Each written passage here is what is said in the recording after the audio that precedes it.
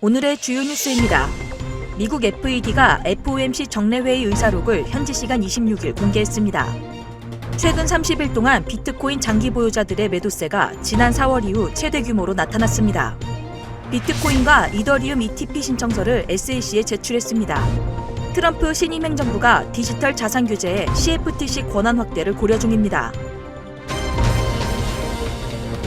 의사록에 따르면 FED는 향후 금리 인하와 관련해 신중하고 점진적인 접근이 필요하다는 입장을 보였으며, 의사록은 참석 위원들은 물가가 지속적으로 2% 목표 수준으로 하락하고 경제가 최대 고용 상태를 유지한다면 점진적으로 중립적인 정책 입장으로 전환하는 것이 적절하다고 판단했다고 밝혔습니다.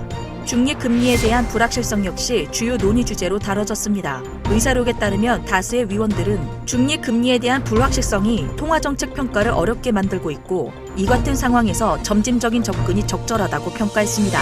노동시장에 대해서는 전반적인 안정세가 이어지고 있다는 평가가 나왔습니다. 의사록은 노동시장이 급격히 악화되는 징후는 없으며 고용과 성장에 대한 하방 리스크도 다소 완화됐다고 밝혔고, 실업률이 낮고 해고 규모가 제한적이라는 점에서 노동시장이 견조한 흐름을 유지하고 있다고 분석했습니다. 물가와 관련해서 완화 추세가 뚜렷하지만 여전히 핵심 물가가 높은 수준이라는 경고가 나왔습니다. 현지 시간 26일 더블록이 인용한 크립토컨트 데이터에 따르면 최근 30일 동안 비트코인 장기 보유자들은 약 72만 8천 비트코인을 매도했습니다. 이는 현재 시세로 약 670억 달러에 해당하며 지난 4월 이후 최대 규모의 매도세입니다. 대규모 매도는 친가상자산 정책을 약속한 도널드 트럼프의 미국 대통령 당선 후 가상자산 시장이 전반적으로 상승하면서 발생한 것으로, 최근 비트코인은 상승 랠리를 펼치며 사상 최고가인 10만 달러에 근접하기도 했습니다. 미국 증권거래소 아르카가 비트와이즈 자산운용을 대신해 비트코인과 이더리움 ETP 승인을 위한 19B-4 신청서를 미국 SEC에 제출했습니다. 현지 시간 26일 암호화폐 전문 매체 코인게이프에 따르면 이번 상품은 시장가치 기준으로 비트코인과 이더리움을 포함해 투자자들에게 균형 잡힌 자산 노출을 제공하는 것이 특징이며, 비트와이즈는 암호화폐 ETF 시장의 선도자로 알려져 있고 이번 신청은 SEC의 규제 승인 대기 상태입니다.